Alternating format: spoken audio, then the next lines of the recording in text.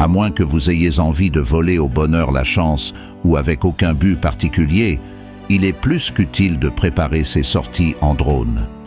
Le premier avantage sera de revenir avec des images de qualité, depuis un spot ou un endroit bien précis.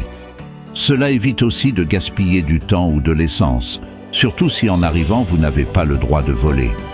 L'autre avantage lorsqu'on prend le temps de préparer ces sorties, c'est de bien chercher les lieux les mieux adaptés à ce que l'on veut faire. Nous allons vous montrer les divers outils qui nous permettent de bien se préparer. La première des choses qu'on vous conseille de faire, c'est de fouiller sur le web, via tous les liens que vous pouvez trouver, pour découvrir des articles ou des publications sur les réseaux sociaux.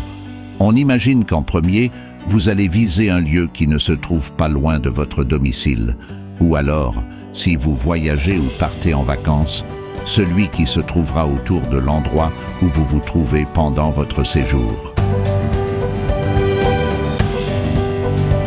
Parmi les incontournables que tous les utilisateurs de drones utilisent, c'est Google Earth. C'est avec une grande facilité que l'on peut pouvoir se mettre en condition de vue, jouer sur la hauteur ou l'inclinaison, se rapprocher ou reculer.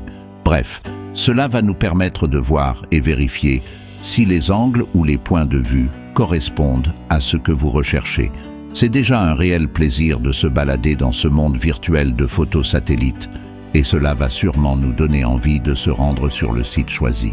Toujours chez Google, vous avez l'incontournable Google Maps qui reste aussi un incontournable avec ses cartes, calculs d'itinéraires et photos satellites. De plus, sur cette application, vous trouvez une mine d'informations diverses, que ce soit des sites internet, des liens vers ceux qui sont proches de l'endroit que vous cherchez, mais aussi des photos, en bas à droite. Pour la pratique du drone, l'application Géoportail est incontournable et je dirais même obligatoire pour voler en respectant les règles en place.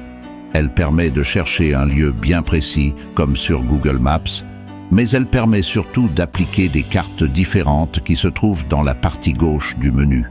Celle qui nous intéresse est la carte Restriction UAS catégorie ouverte et aéromodélisme, puisque c'est elle qui vous dira si vous avez le droit de voler et surtout à quelle hauteur maximum.